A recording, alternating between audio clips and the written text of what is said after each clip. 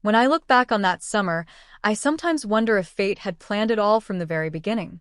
Life has a funny way of bringing people together when you least expect it, and for me, that turning point came when Jerry moved into the house next door.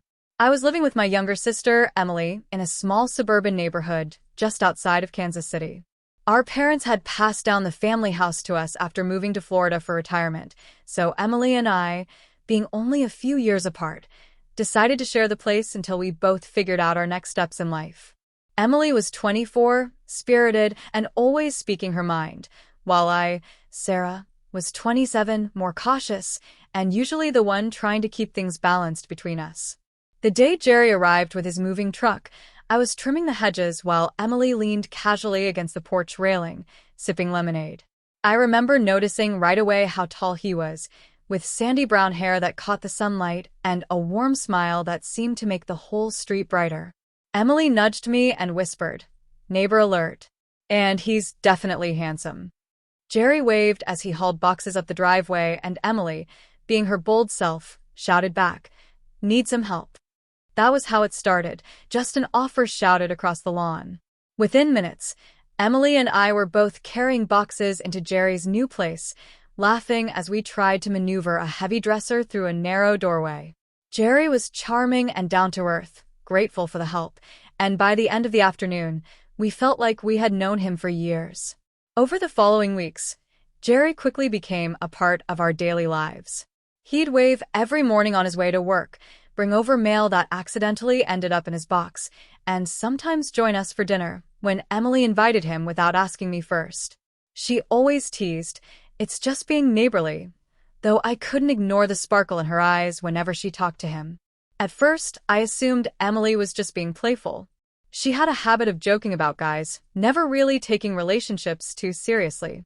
But one evening, as we sat on the porch watching the sun dip below the trees, Emily leaned toward me and whispered, "You know, Jerry gives me everything I need." I turned to her, eyebrows raised. "What do you mean by that?" She smirked, brushing a strand of hair from her face. "I mean, he's kind, funny, reliable, and he actually listens to me. How often do you meet someone like that?" I didn't respond right away. Part of me was surprised that Emily had said it so openly, but another part of me understood. Jerry really did have a way of making you feel seen and heard. Still, I couldn't help noticing how often Emily used the word "me" in that sentence. The following days brought more moments that complicated everything. Emily and Jerry started spending more time together. Long walks in the park, coffee runs in the morning, even grocery shopping trips. I tried not to interfere, but the more I watched, the more I wondered if what Emily felt was something deeper than just neighborly friendship. And then there was me. Though I tried to bury the thought, I couldn't ignore my own growing fondness for Jerry.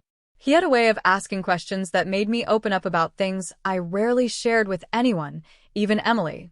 One night, while Emily was working late, Jerry came over to help me fix a leaky kitchen faucet.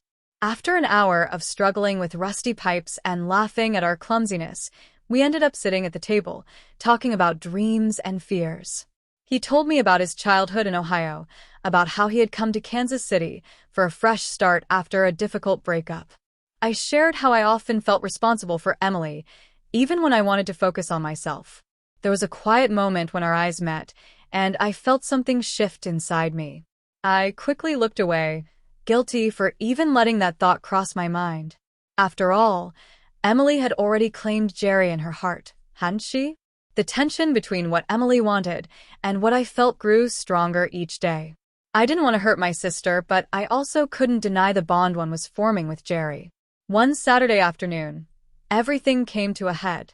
Emily and Jerry were on the porch, talking and laughing, while I sat inside with a book I wasn't really reading. Through the window, I saw Emily lean closer to him, her laughter bubbling into the air. Then I heard her say, not in a whisper but in a proud, almost triumphant tone, "Jerry gives me everything I need." The words struck me harder than I expected. They weren't just playful anymore. They carried weight, like Emily had made up her mind. I closed the book and sat in silence, wondering if my own feelings would forever remain a secret. But life has a way of unraveling the plans we think we've made. A few days later, Emily came into my room, sitting on the edge of the bed with a serious expression. "Sarah," she began softly, "I think I need to tell you something. I really like Jerry. More than I thought I would. But I also think he might not feel the same way." Her words hung in the air. I didn't know what to say, afraid that my own heart was beating too loudly for her to notice. "What makes you think that?" I finally asked. She sighed, hugging a pillow to her chest. "He's sweet, and we have fun, but sometimes I feel like his attention drifts. Like he's thinking about someone else. And, well, sometimes I wonder if it's you."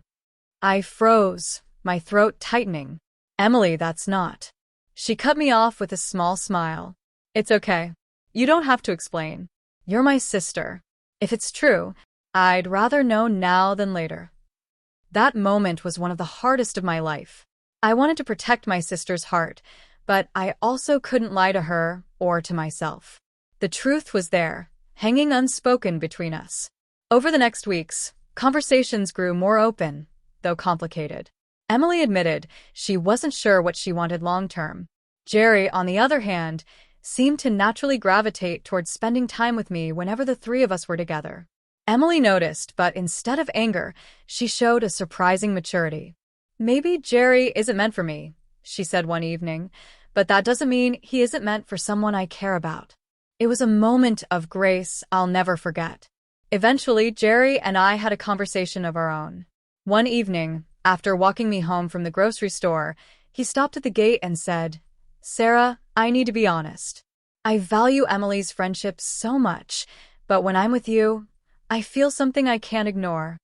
The words made my heart race. I thought of Emily, of the sacrifices she'd made, of her quiet strength when she admitted her suspicions. For the first time, I felt both fear and hope woven together. The journey that followed wasn't simple. Emily had to process her emotions, Jerry had to earn our trust, and I had to let go of the guilt I carried. But slowly, with patience and understanding, we found a balance. Emily gave me her blessing, saying, "Sarah, Jerry gives you everything you need, and that's what matters." Years later, when I think of that summer, I remember not just the love that blossomed, but the bond between two sisters who chose honesty over rivalry. Jerry became more than just a neighbor. He became part of our family story. And Emily found her own happiness in her own time, with someone who gave her everything she needed. Because sometimes love isn't just about who we choose, it's about how we choose to care for each other along the way.